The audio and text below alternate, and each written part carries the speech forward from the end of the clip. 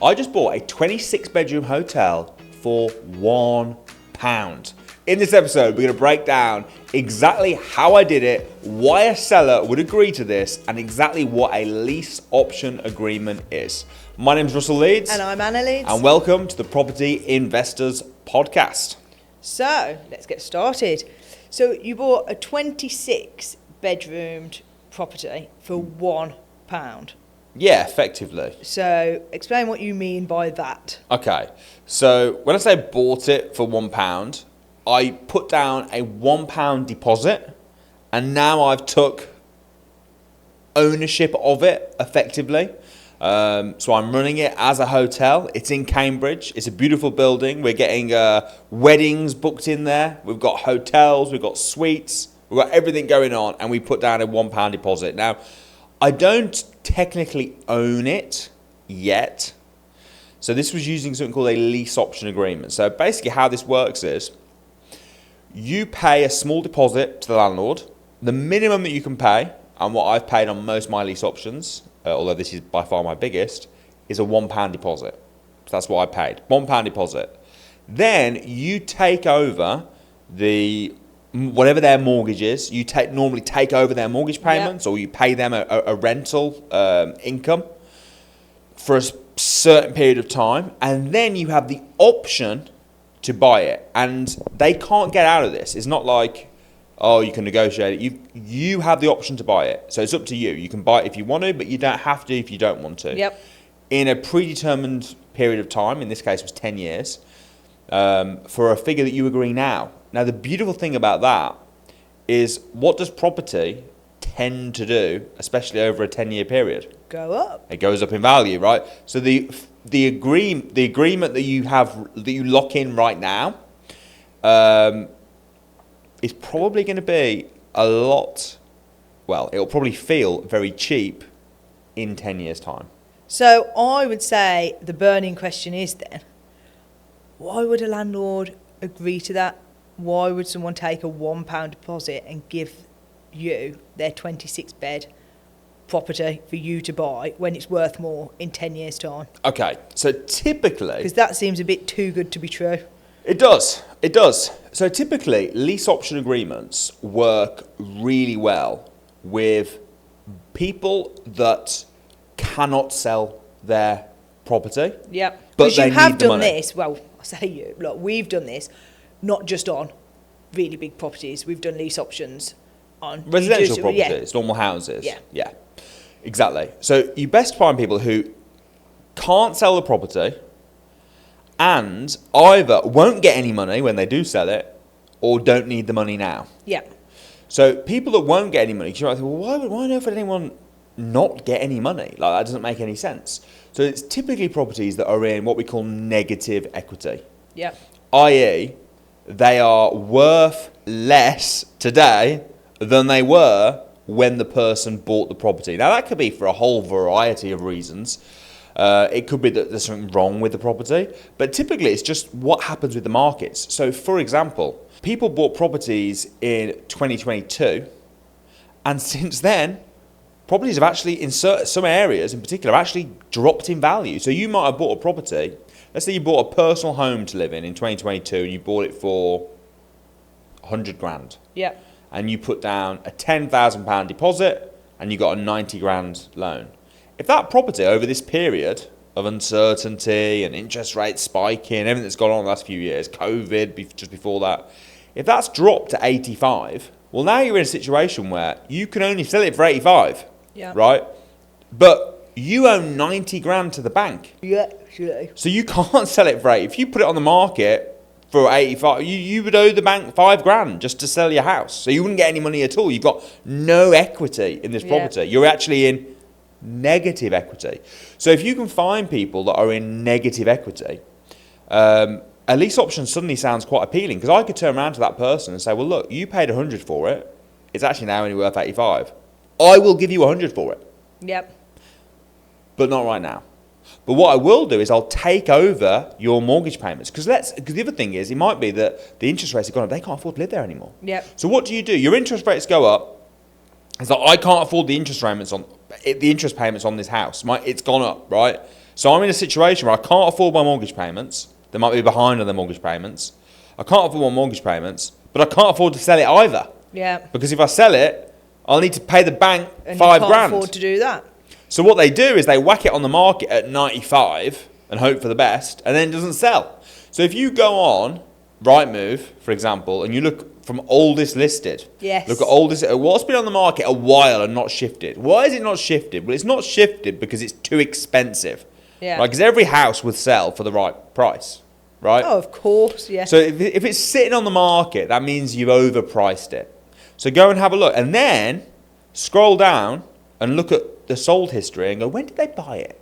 Like, why is it overpriced? Because it could be overpriced because they're emotionally attached to the house and they just like the house, and they think it's worth more than it is because it's their home, and well, I'm not selling it for less than that, and they might not care, or they might be like, yeah, I'm open to selling it, but I'm also happy not to. Yeah. And, I'll leave it on. If it sells, it sells. If it doesn't, it doesn't. Or it might be that they're in negative equity.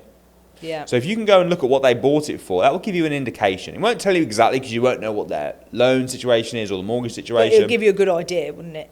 Now, this property that we found, this hotel, was in, basically, here was the situation. But you are actually, when you offer a lease option agreement, it's never my go-to.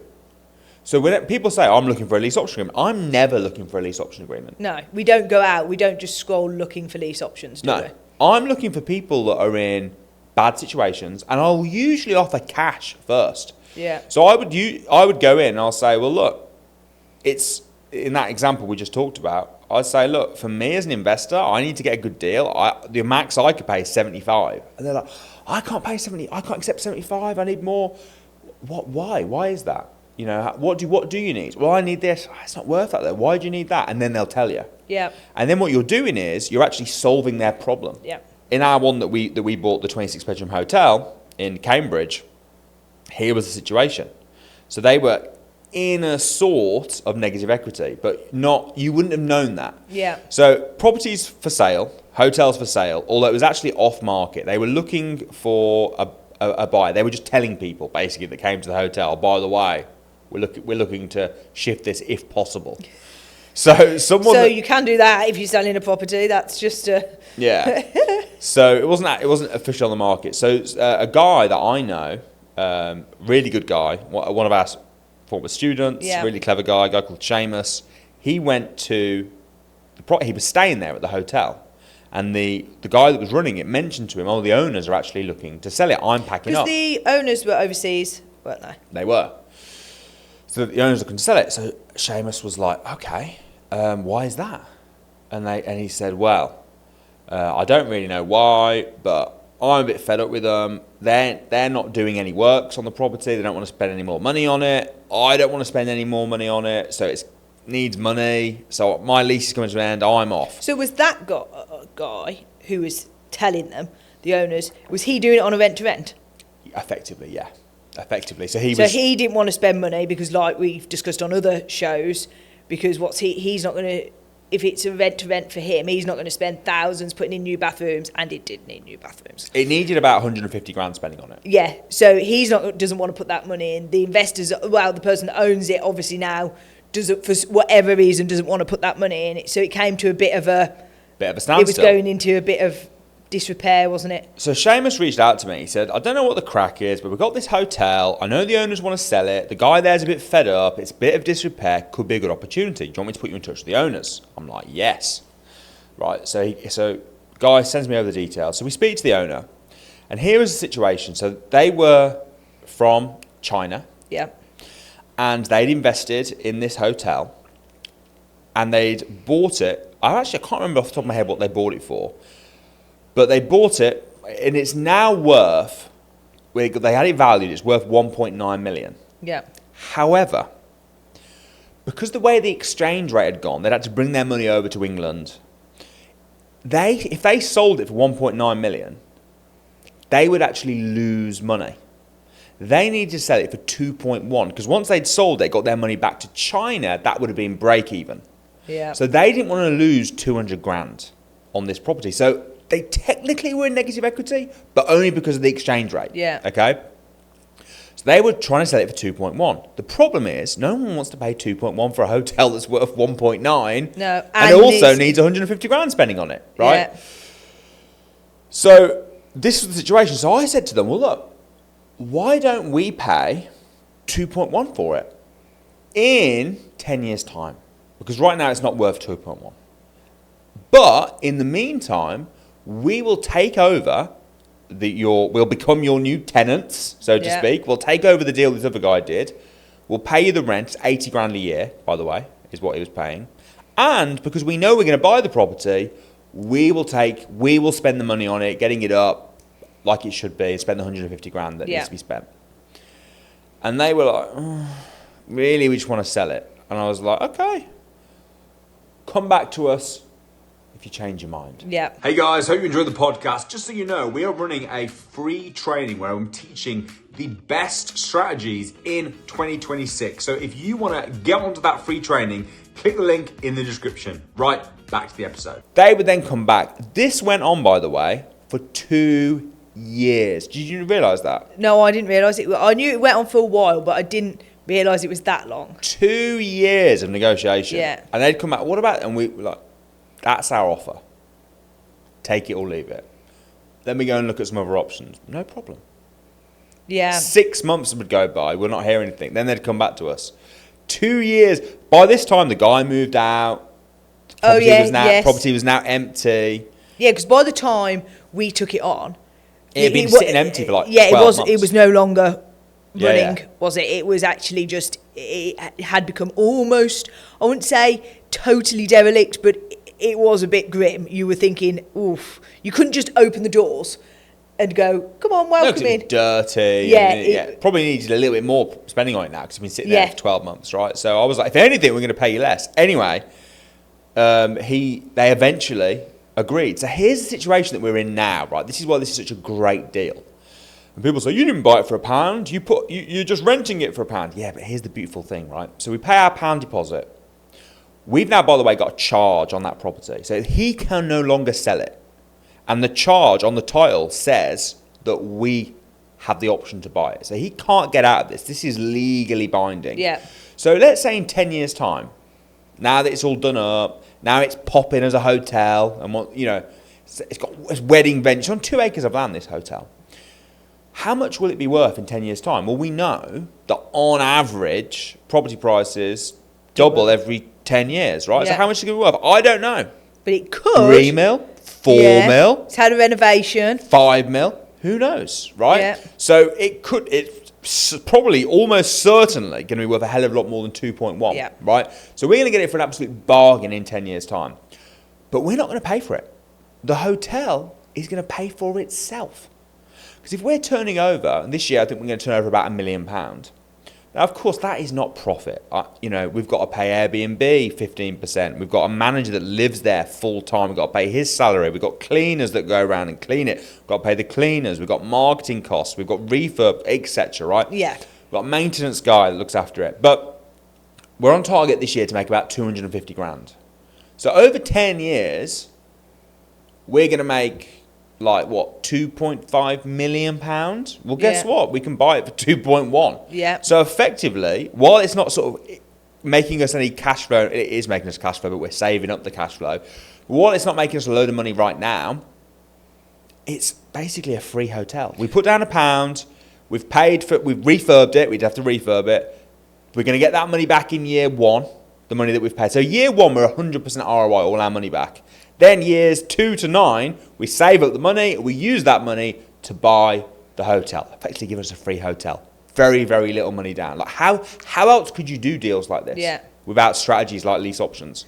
I would be now thinking, if I was a listener, that sounds incredible.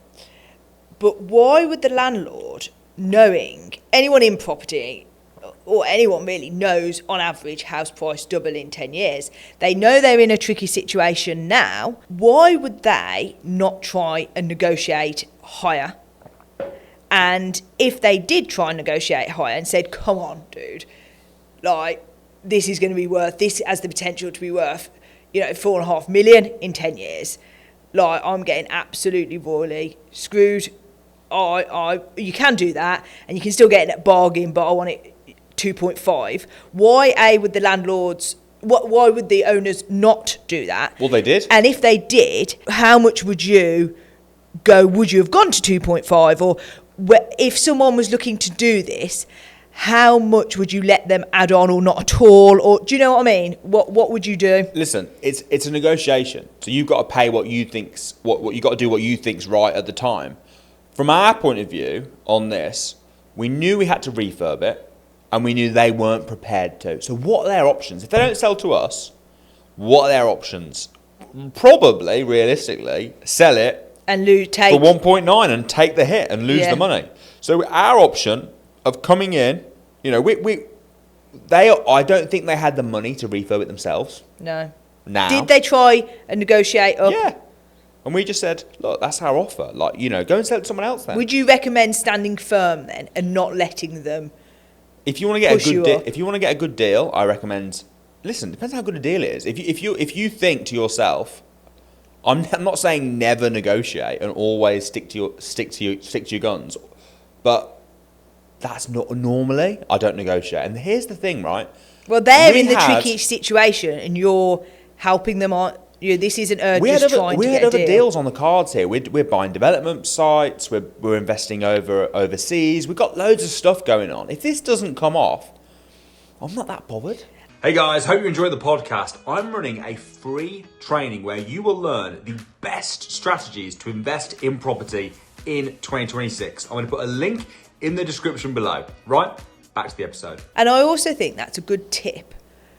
Especially when you're starting out, I think you can make the mistake of, yes, now the position we're in, we've got so much going on, that doesn't come off. Who cares?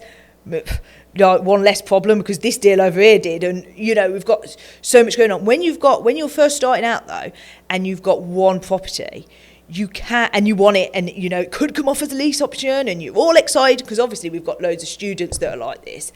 What advice do you give our students? Because obviously you can then get over-invested, can't you? And then you do let the landlord negotiate. So what happened to me yesterday? Oh, yeah. I lost the deal. Yeah. I offered 140 grand.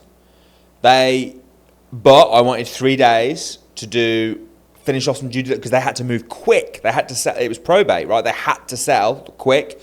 I offered 140 grand. I said, look, I need 3 days to do my due diligence. Yeah. And then they went and sold it to somebody else. And I was a bit naughty because I actually said the words to you, didn't I?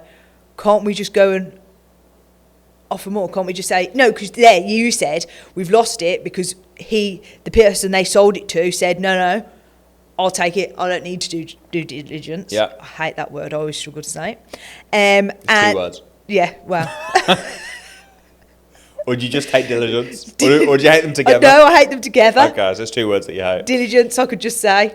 And I actually said to you, well, can't we just go and say, forget them, we'll just buy it?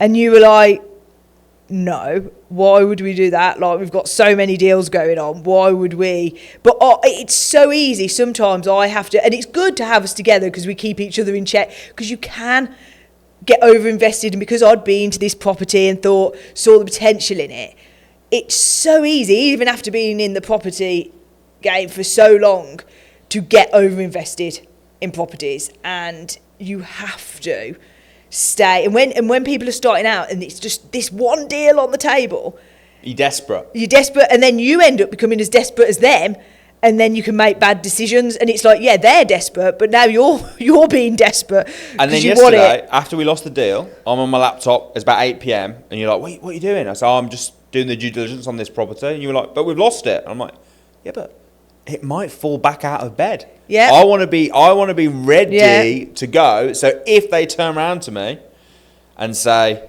actually that buyer's pulled out, boom, because they've got like what's the date today? They've got like 4 or 5 days before that probably gets taken off them. They have got to move quick. So I understand why they took someone else's offer that wasn't going to do the due diligence. But if that person now pulls out, what they're going to do, I'm there ready, waiting in the wings, and then I might get. Well, listen, and we have. I've done my due diligence. I will buy it, but now 130. We've had quite a few deals like that, haven't we? That have said no, and then come back to us at a later date and like, yeah, we will take your offer, and we're like, oh, perfect. So the key is having loads of deals going on, Yeah. and then you don't hear the stories. It sounds like, oh, he holds firm and gets every deal. No, I don't. I lose loads of deals. But then the ones I do get are really good, which is the key. So, what are the signs that someone might be open to this kind of deal? What are people looking for? So signs are, here's what, offer your cash offer, Yeah. and then when they say no, because they're probably, if they say yes, brilliant. Just right. So you always want to offer something. I always start with cash offer in mind, right, on these sort of deals. So cash offer, then you might just get a really good discount, like 20%, 25% BMV or whatever. So you offer your cash offer. If they say no, you say, well, what do you need to make the deal work? And then just listen, and ask questions. Find out their situation, find out their story, and just think, is this something I can be creative with to help this person out, get them out of a hole? Yeah. So in my head, I'm thinking I always start with cash. If they reject my cash offer, then ask questions, find out. Sales is all about finding out. Yeah. Ask some questions, find out what's your situation. Like the offer that I came up with Willingham House, with the Cambridge Hotel, I only could offer that because I understood their situation and could come up with a solution that was win-win for both of us. Yeah. So it's all about making it win-win. Find out what they want. Is there a way that you can solve that problem and still benefit? If so, boom, you're in. Again, I harp on about this quite a lot. I do think you need to learn to be able to sell. If you're going to do most of these strategies that we talk about, you have to be able to sell yourself. You could come up with the best deal in the world, but if you're not a good seller, you could easily just not get the deal. Yeah, you've got to not negotiate it. Yeah, and you'll come out as everyone's selling. When you go into a negotiation, both parties are selling, and if you're the weak seller, you'll come out with the worst deal. And I just think, unless you think you're an amazing seller, I would constantly be improving Your my sales and skill, negotiation skills. Yeah, I don't disagree because with that. I think that is the way forward. So how would you go about pitching this, talking a kind of selling yourself, without sounding like really dodgy? Because I do think that when, obviously, if this is just someone who's, say this isn't, in this case with the hotel, obviously this is someone who's a property investor, because you don't buy a hotel for your own personal, residence. If it's someone and you want a lease option on, and it's just someone who's bought their own home, now in a bit of a tricky situation, this all sounds really dodgy. Someone comes and goes, I'll help you. Ooh, what I'll do is buy the house and offer you in 10 years.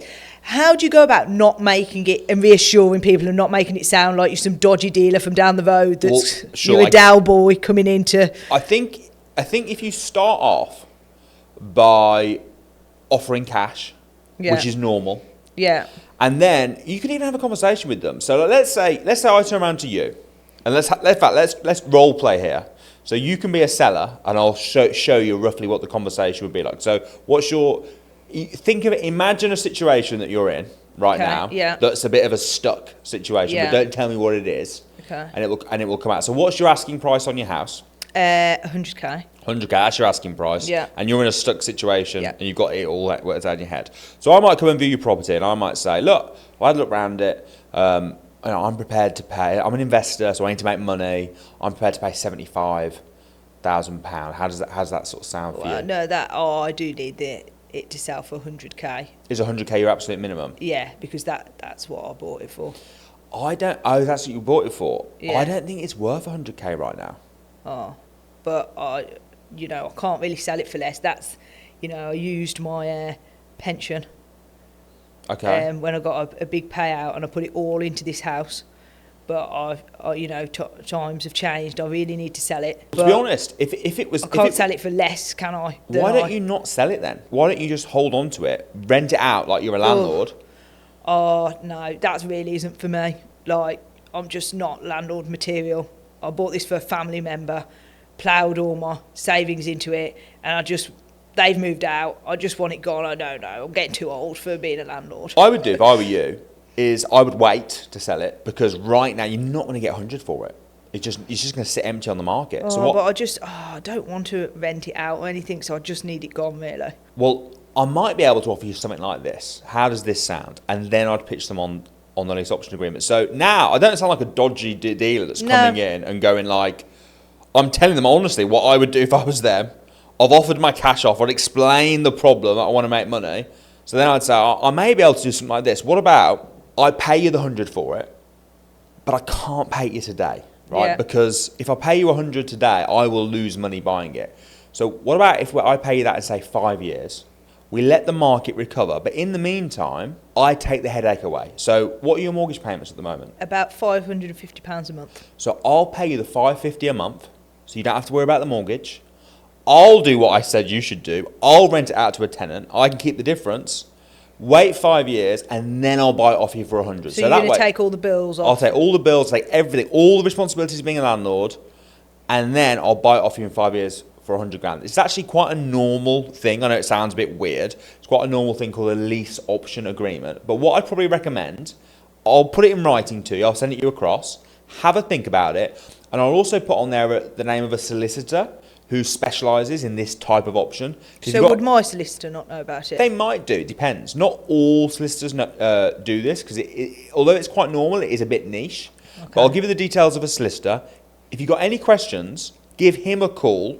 He can even represent you if you want. So give him a call, ask him the questions, and if you're interested, maybe we could have a conversation next week. How does that sound? Really low pressure, showing them that it's normal. I'll put it in writing. I think if you come across really pressury, that really puts people off in that situation. Yeah, no one's going to agree to something they've never heard of, off the cuff, bang, right now. So find out their issue. Offer them your cash. When they say no, find out the issue. What's the problem here? Try and help them. Listen, if you turn around to me and went, do you reckon I just rent it out? And that's actually not a bad idea. Great. Yeah. I've helped someone out of a crappy situation. Yeah. Fine. I've got no issue with that. Right? On residential homes, would you offer 10 years like you did on the hotel, or would it be... I normally offer 5. Because 10 years is a long time. 10 years is a long time. I offered 10 because it was commercial. Yeah. And I wanted to make the money back before we bought it.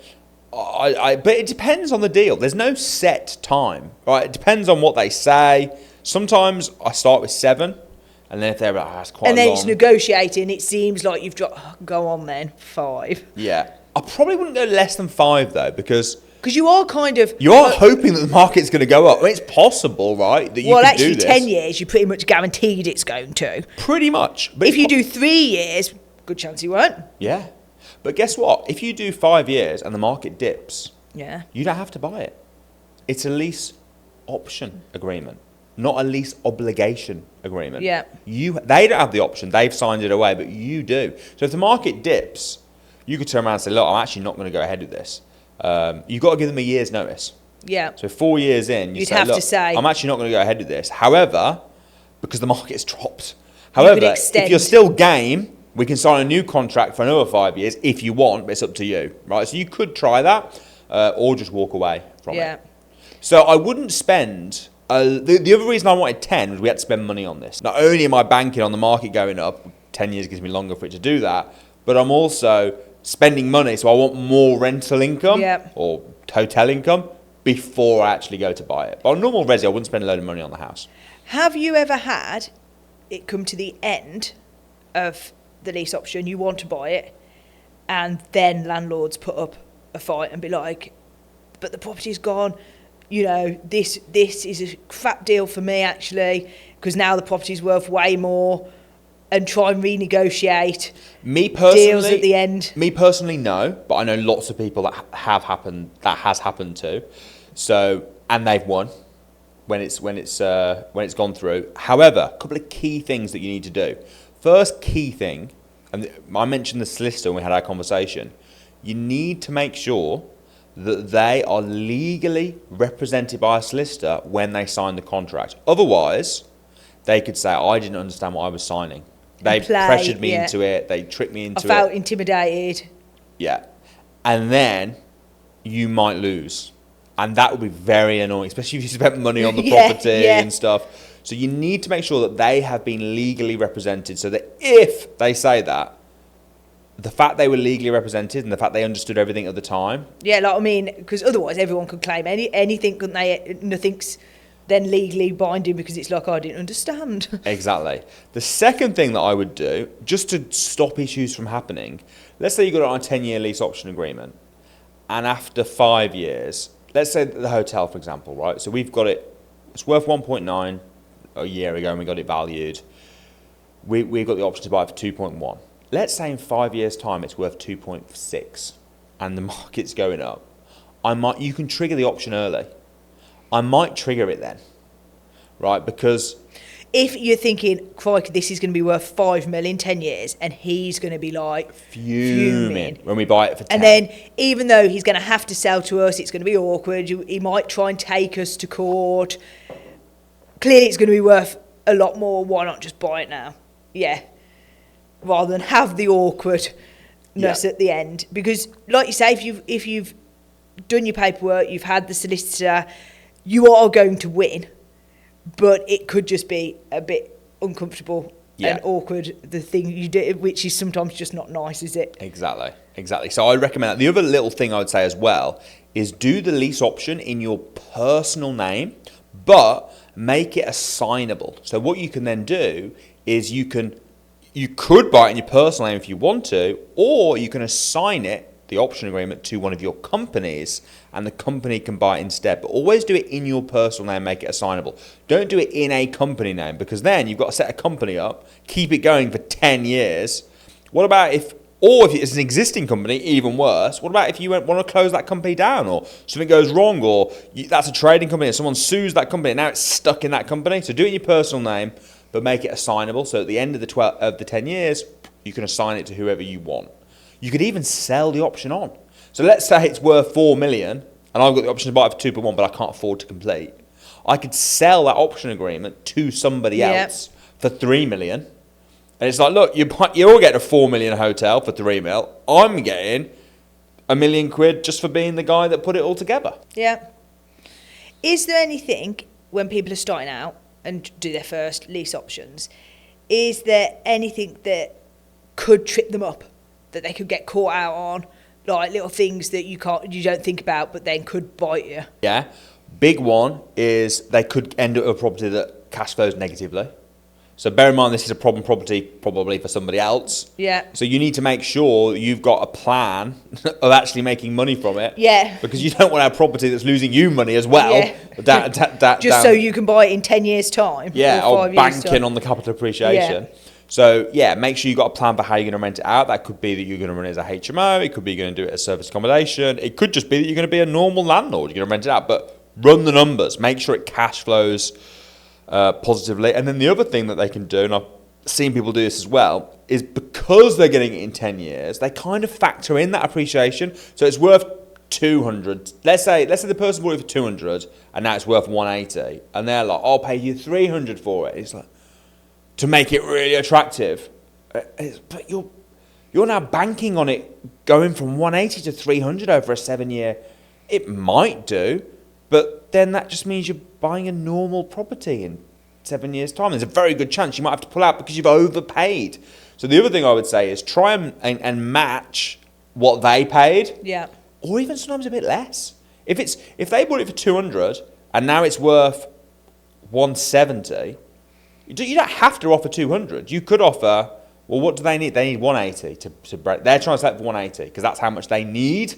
Yeah. You could just offer to pay them 180, the asking price, not the 200 that they paid for it, or 185, but overpaying and being too optimistic about the capital appreciation because we don't know. But what's interesting about this, it's not set, is it? So you could say, you can kind of come up with whatever you want, can't you? Yeah. So you could say to them, I will guarantee I'll pay you 180, but if it's gone up more than blah, I will pay you 200. So say, if in 10 years it is worth more than 250, then I will pay you 200. You could put that in the contract, yeah. You can we'll get it valued. Come up with...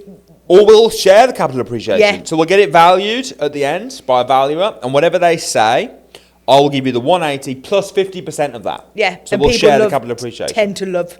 You aren't going to get such a good deal, but people do like to go for that. Do you know what though? I probably wouldn't. I don't think that's the stumbling block. I think most people don't want to do a lease option agreement because it just feels weird. It's like it just feels a bit weird giving someone the ability to buy my house.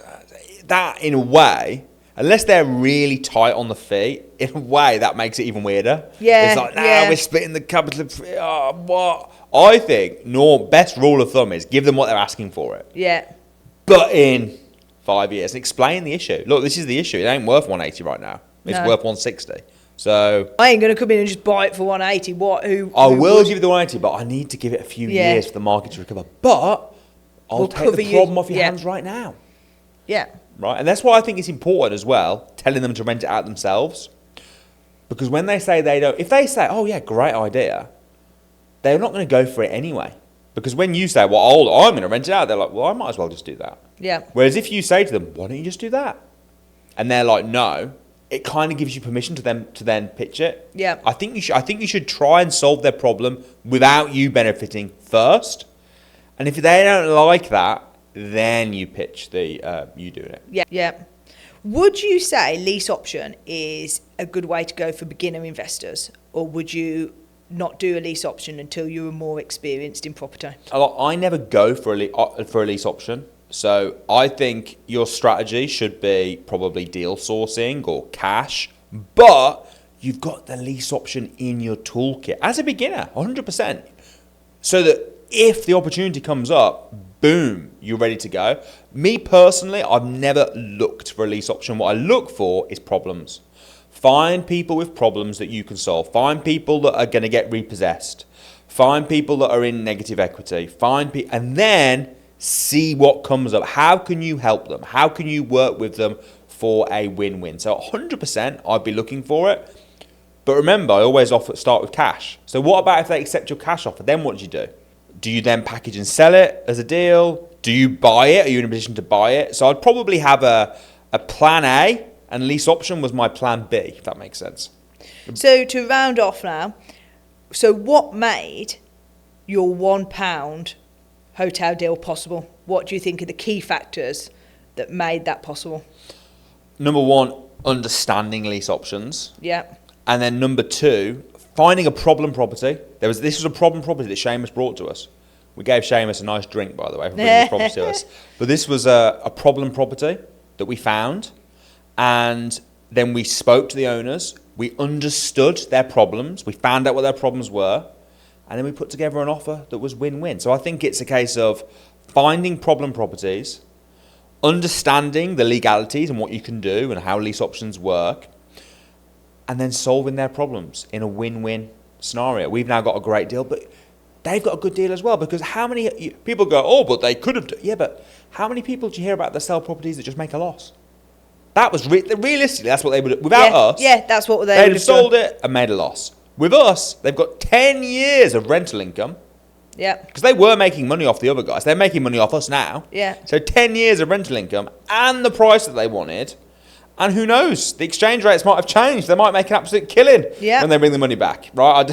I don't follow that closely to know what's going on right now, but who knows? With the Perfect. Well, I think that's all for this week. Excellent stuff. Well, guys, if you want to learn how to do creative strategies, how to find the best deals in 2026, we are running a free training. It's totally free. It's only 1 hour. We'll leave the link below, so click on the link, check out the training. Can't wait to see you on that training. And don't forget to like, hit subscribe if you found it useful. Comment below. Let us know what you thought of the show. If you think I'm full of crap, don't put that in the comments. Because if you do, I'll block you. No, I won't. You can tell me. Especially if you think Anna's full of crap. If you think Anna can't do her junts, you can let her know as well. I'm Russell Leeds. I'm Anna Leeds. See you next week.